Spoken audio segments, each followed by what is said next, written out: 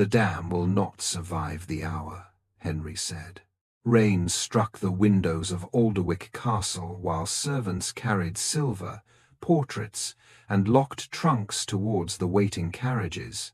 Everyone leaves through the southern gate. Eleanor looked down from the balcony. Beyond the walls, hundreds of villagers were running towards the same narrow bridge. The Duke's carriages already blocked it. "Remove the luggage," she ordered. Henry turned towards her. "Those vehicles are prepared for the household. They are prepared for whoever will die without them. You are leaving with me." "No. The children leave first." A deep sound rolled through the valley. Not thunder. Stone breaking beneath water. Henry caught Eleanor's hand. "If the dam fails, this castle will stand directly in the flood's path." She removed his fingers from her wrist. "Then take the villagers across the bridge." "And you?" Eleanor looked towards the eastern tower. "I am going beneath the castle." For 12 years, Alderwick Castle had stood at the centre of 6 villages. Henry Whitmore governed the estate through maps, reports, and appointed officers. Eleanor governed it through names. She knew which cottage held an elderly man who could no longer walk. She knew which family owned the only cart in Millbrook, and which road became impassable after heavy rain.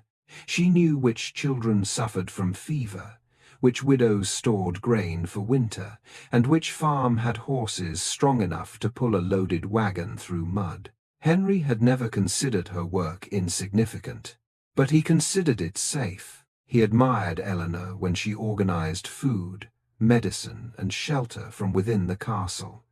When illness reached the northern village, he sent physicians and forbade her from entering the affected houses. When a hillside collapsed near the western road, he inspected it himself and ordered her to remain behind. "You are not required to place yourself in danger," he often said. Eleanor always gave him the same answer. "Then what is my position for?" "To protect the estate." "The estate includes people." Henry agreed with the words. He simply believed protecting Eleanor came before allowing her to act upon them. The first warning came 3 weeks before the flood. A farmer reported that his well water had turned red with clay. 2 days later, dead fish appeared below the northern dam. Samuel Pike, the owner of Millbrook Mill, noticed that the river wheel spun faster each night, even when the rainfall had not increased. Eleanor collected the reports and requested an immediate inspection. The royal engineer sent to examine the dam returned with a formal statement. The structure was old but stable. Henry placed the document in front of her. "You have your answer. I have his conclusion." He inspected the stone. He inspected it for 2 hours. "He is qualified, and Samuel has lived below that dam for 37 years. Henry leaned back in his chair. "You want me to evacuate 6 villages because a mill wheel is turning too quickly. I want the evacuation routes prepared. That means moving food stores, opening shelters, and pulling workers from the harvest. If there is no flood, the villages lose a week of labor. If there is a flood, they lose more than a week." Henry studied her face. "You believe the dam will fail." "I believe we are behaving as though it cannot." He did not ignore her entirely. He ordered additional guards near the river and requested another inspection for the following week, but he did not authorize an evacuation. The dam failed before the second engineer arrived. Samuel Pike reached Alderwick Castle shortly after midnight. His horse collapsed in the courtyard. Samuel fell beside it with blood running from a wound above his eye. Henry was summoned from the council room. Eleanor arrived moments later wearing a dark robe over her nightdress. "The outer wall has split," Samuel said. "Water is forcing through the lower stones." "How long?" Henry asked. "An hour. Perhaps less." "Which village first?" "Millbrook." Then Faircross. The river will take the western bridge before it reaches the castle." Henry acted immediately. He ordered the bells rung, the household assembled, and every available carriage prepared. He sent riders towards the villages, and commanded the southern gate opened. But Alderwick's emergency plan had been written for the family and the castle staff. It had never accounted for thousands of people arriving at once. By the time Eleanor reached the main courtyard, servants had loaded 6 carriages with family silver, documents, paintings, clothing, and locked trunks. Lady Beatrice stood beside the first vehicle, directing footmen as they secured a portrait of the late Duke. Eleanor looked towards the gate. Villagers crowded the road beyond it. Mothers carried children through the rain. Older people leaned upon relatives. Several men dragged a broken cart by hand. The family carriages filled the narrow bridge. "Take everything out," Eleanor ordered. Beatrice turned. "The archives cannot be left behind." "The archives can wait. These paintings have been in our family for generations. A child will not survive the water because her duke preserved a portrait." Beatrice stared at her. Henry entered the courtyard. "What is happening?" "Your carriages are blocking the bridge. They are leaving now. Empty them." Henry looked towards the luggage, then towards the crowd outside the walls. "I ordered the household evacuated, and I am changing the order. You cannot place villagers inside vehicles reserved for whom, Henry?" Rain ran down his face. Eleanor pointed towards the road. "The people outside cannot walk quickly enough. The children are already exhausted. The first carriage carries silver. The second carries paintings. The third carries our clothes." Her voice remained steady. "Which one do you intend to explain to the parents who lose a child before reaching the ridge?" Henry looked beyond the gate. A woman stumbled in the mud while carrying a young boy. Another child clung to her skirt. His resistance ended. "Unload everything," he ordered. The courtyard erupted into movement. Trunks were thrown beneath the covered walkway. Silver chests were abandoned beside the fountain. The late Duke's portrait was carried into the entrance hall and left against a wall. Eleanor organized the carriages herself. Children went first. The elderly and injured entered the second group. Pregnant women and those with infants filled the third. Medicine, blankets and bread replaced jewelry in the last vehicle. Beatrice removed her fur-lined cloak and placed it around a shivering girl. "Write down every child's name," Eleanor told her. "No carriage leaves until the list is complete." Beatrice nodded. For the first time that night, she stopped looking back at the family possessions. The bells continued ringing. Clara Finch arrived from the Millbrook Infirmary with 3 nurses. "The chapel on the southern ridge is open," she said. "But we need clean water and more bandages." "Take the medical wagon," Eleanor replied. "That wagon was assigned to the household physicians," Henry said. "It is now assigned to Clara." He looked at Eleanor, but did not argue. Samuel studied the valley from the battlements. "The stone bridge may hold for 1 hour," he said. "The wooden bridge will not." "What about the mill?" Eleanor asked. "If it breaks loose, the timbers will strike the bridge. Can it be brought down first?" Samuel's face tightened. "It belonged to my father, and if it remains, it may kill everyone crossing below it." Eleanor did not order him to destroy it. Samuel looked towards Millbrook. "I will do it."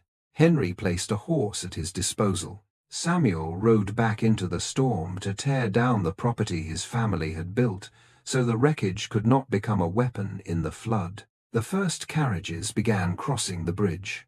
Henry intended to accompany the final group and then return.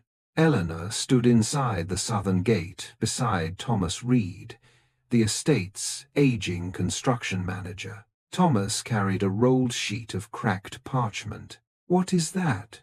she asked. "A plan drawn before the eastern wing was built." He opened it beneath the gatehouse lantern. A network of channels appeared beneath Alderwick Castle. 3 water gates connected the estate to an abandoned stone valley east of the villages. "My father mentioned these," Henry said. "He said they collapsed decades ago." "Parts of them did," Thomas replied. "But the gates may still function." Eleanor traced the lines. If the channels opened, where would the water go? Through the gardens, beneath the east tower, and into the empty ravine. Away from Millbrook? Yes. Henry studied the plan. What happens to the castle? If all 3 gates open together, the water should pass beneath it. And if they do not, the pressure could break the foundations. A horn sounded from the northern wall, 1 long note, then 2 short ones. Samuel's warning signal. The dam had begun to fail. Henry seized Eleanor's arm. "You are crossing the bridge now. The gates require 3 teams. They may no longer function. If we do nothing, the water reaches the villages." "The villages are being evacuated. Not all of them." Henry lowered his voice. "I will not leave you inside a castle that may collapse. And I will not sit safely on the ridge while people below us drown. This is not a debate. No, it is a decision." The final carriage rolled through the gate. Henry pulled Eleanor towards it. She broke free. "Take the villagers to the ridge. I am not leaving without you. You are the only person they will all obey once they reach the bridge." "And you expect me to abandon my wife?" "I expect you to lead the rescue you ordered." Before he could stop her, Eleanor stepped behind the iron gate.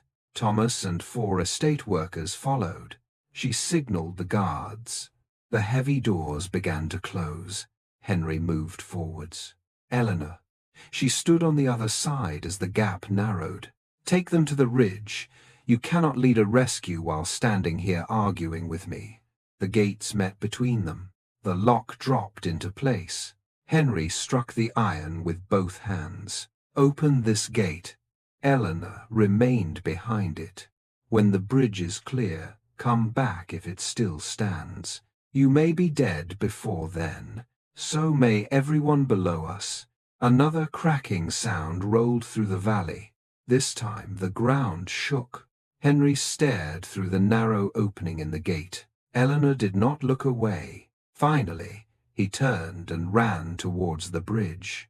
Eleanor watched until he disappeared into the rain. Then she faced Thomas. "Show me the gates." They entered the castle as water began spilling across the northern courtyard. The first mechanism lay beneath the greenhouse. The second was under the wine cellar. The third rested below the eastern tower. All 3 had to open within moments of one another.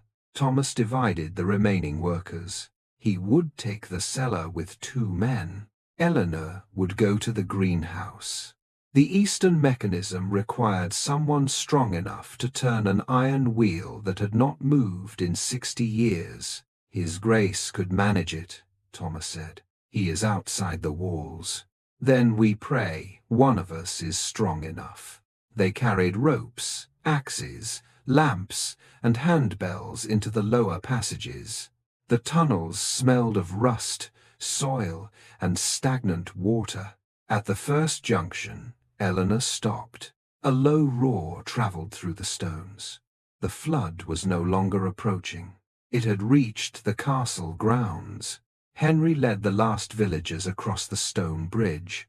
Water surged through the lower fields. Clara stood on the southern side, directing families towards the ridge. Beatrice checked names against Eleanor's list. "We are missing 14 people from Millbrook," she said. Samuel appeared from the darkness on foot. Behind him, the mill collapsed into the river. "The eastern cottages were empty," he said, "but 3 shepherds may still be above the northern road." Henry sent riders to search. Then he looked back at Alderwick Castle. Water struck the outer wall. A section of the northern garden vanished beneath the current. Clara saw his expression. She remained inside. Henry did not answer. "You must stay here," she said. "These people need direction. They have you. The bridge is failing. Then I have little time." Henry gave command of the evacuation to Clara and Beatrice.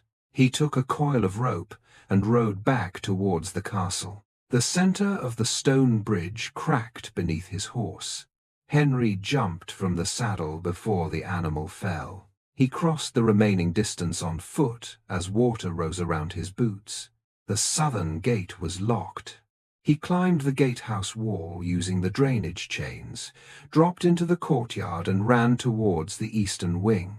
The castle was nearly empty. He followed the sound of bells below the floor. Eleanor had reached the greenhouse mechanism. The iron wheel was covered in rust. Tree roots had grown through the stone casing and wrapped around the gate shaft. She and 2 workers cut at them with axes. The first handbell rang from beneath the wine cellar. Thomas was in position. No bell came from the eastern tower. Eleanor looked towards the passage. Someone still needed to reach the 3rd gate. Footsteps sounded through the water. Henry appeared at the tunnel entrance, soaked and bleeding from one hand. Eleanor stared at him. "You crossed the bridge again? You locked the gate behind me. You were supposed to remain with the villagers. You were supposed to tell me you intended to destroy my castle. The water may destroy it whether we act or not." He looked at the rusted mechanism, then at the plan in her hand. What must be done? Eleanor pointed towards the eastern passage. "The 3rd gate is beneath the tower. The wheel must be turned when you hear 3 bells. Henry picked up an iron lever. "Which gate is yours?" "This one." He moved towards the passage, then stopped. "If the foundations break, we keep turning. If the tower begins to fall, we keep turning. And if you are trapped," Eleanor met his eyes, "open the gate." Henry wanted to argue. Instead, he nodded. Then he disappeared into the flooded tunnel. Above them, the northern wall of Alderwick Castle began to crack. The northern wall split with a sound like cannon fire. Dust fell from the tunnel ceiling. Eleanor gripped the iron wheel beneath the greenhouse and pulled. It did not move. One of the workers wedged a lever between the spokes. Another hacked at the roots wrapped around the shaft. Water reached Eleanor's knees. From beneath the wine cellar, Thomas rang once. He was ready. No sound came from Henry's passage. The eastern tunnel descended farther than the others. According to the old plan, the final gate sat directly beneath the tower foundation. If the mechanism had collapsed, Henry might already be trapped. Eleanor pushed the thought aside. "Again," she ordered. All 3 leaned against the lever. The roots tore. The wheel shifted less than an inch. A deep vibration moved through the floor. The flood had entered the old channels but could not escape. Pressure was building behind the closed gates. If one mechanism opened too early, the water could tear through the weakest section of the castle. The greenhouse glass shattered above them. Rain and broken panes fell into the passage. Eleanor lifted the handbell. "Wait for 3, she told the workers. "No matter what happens, we do not open before the signal." Henry reached the eastern tower chamber through water rising above his waist. The iron wheel stood behind a collapsed timber frame. Part of the ceiling had fallen across it. He tried to lift the largest beam. It did not move. Behind the wall, water struck the gate in heavy, repeated blows. Henry placed the lever beneath the beam and forced it down. The wood lifted slightly. He pushed a stone beneath it, then another. The gap widened enough for him to crawl through. The wheel was larger than he expected. Rust covered the axle. One spoke had broken away. Henry wrapped the rope around the remaining spokes and pulled. Nothing happened. A second impact shook the chamber. The tower stairs cracked above him. He remembered the first years of his marriage, when Eleanor had asked him to walk through the villages without officials. He had gone reluctantly. She had introduced him to every family by name. At the time, Henry thought she was showing him the people who depended upon his title. He understood now that she had been showing him what the title depended upon. He pulled harder. The rope cut into his palms. The wheel moved. Once, then stopped. Henry heard a bell through the stone. One strike from Thomas. A moment later, Eleanor answered. He reached for his own bell. Before he could ring it, the chamber wall split. Water burst through the crack and knocked him against the mechanism. The bell fell into the current and vanished. Eleanor waited. Thomas rang again. Still no answer from the eastern tower. One of the workers looked towards the tunnel. "We cannot remain here, Your Grace. We remain until all 3 gates are ready. The wall will not hold." "Then work faster." They forced the wheel another quarter turn. A metal bolt emerged from the casing. Eleanor removed it with both hands. The gate was unlocked. It only needed the final pull. But without Henry's signal, she could not know whether the eastern gate was prepared. Another section of ceiling fell behind them, blocking part of the exit. The worker nearest it panicked. "We must leave now." Eleanor caught his arm. "What is your name?" He stared at her. "Edward." "Edward. How many people live in Faircross?" "I do not know." 312. "Your sister and her children are among them." His breathing slowed. "If we abandon this gate, the water reaches them before they reach the ridge." Edward looked at the wheel. Then he returned to the lever. At the evacuation point, Beatrice heard the castle wall collapse. The sound crossed the valley even through the storm. Several villagers turned back towards Alderwick. "Keep moving," she shouted. "No one leaves the ridge." A woman grabbed her sleeve. "My husband is still below. Clara has sent riders." "And the Duke?" Beatrice looked towards the castle. He returned. The woman followed her gaze. "And the Duchess?" She never left. For years, Beatrice had believed titles were preserved through portraits, silver and stone. Now every object she had tried to save lay abandoned inside a building filling with water. She opened the family archive box she had carried personally from the carriage. Inside were letters, property seals, and the household genealogy. Beatrice removed the papers and handed the empty wooden chest to Clara. "Break it apart." "For what?" "Signal fires." They fed the family boxes into the flames along the ridge. One by one, the polished wood burned brightly enough to guide the last villagers through the rain. Henry recovered the rope from the water. His bell was gone. He could not send the signal. He struck the iron wheel with the lever. Once, twice, 3 times. The sound travelled through the pipes and stone. In the greenhouse passage, Eleanor lifted her head. 3 heavy strikes echoed from the eastern tunnel. Not a bell, but unmistakable. Henry was alive. She answered with 3 rings. Thomas's bell replied from the cellar. All 3 teams were ready. Eleanor wrapped the rope around the wheel. Pull. The gate resisted. Then the mechanism released. The wheel spun violently, dragging the rope through their hands. Water exploded beneath the floor. At the same moment, Thomas opened the western gate. Deep inside the eastern tower, Henry threw his weight against the wheel. For several seconds, nothing happened. Then the gate moved. The pressure behind it forced the iron upward. A wall of water surged into the abandoned channel. The entire castle shook.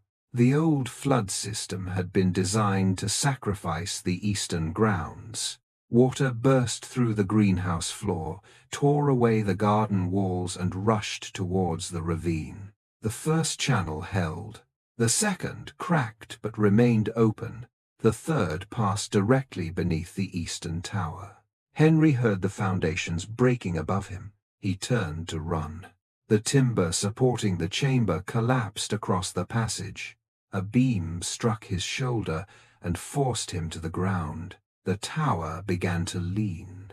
Eleanor emerged from the greenhouse tunnel into a courtyard transformed into a river. The flood had changed direction. Instead of continuing towards Millbrook, the main current cut across the estate gardens and poured through the eastern grounds.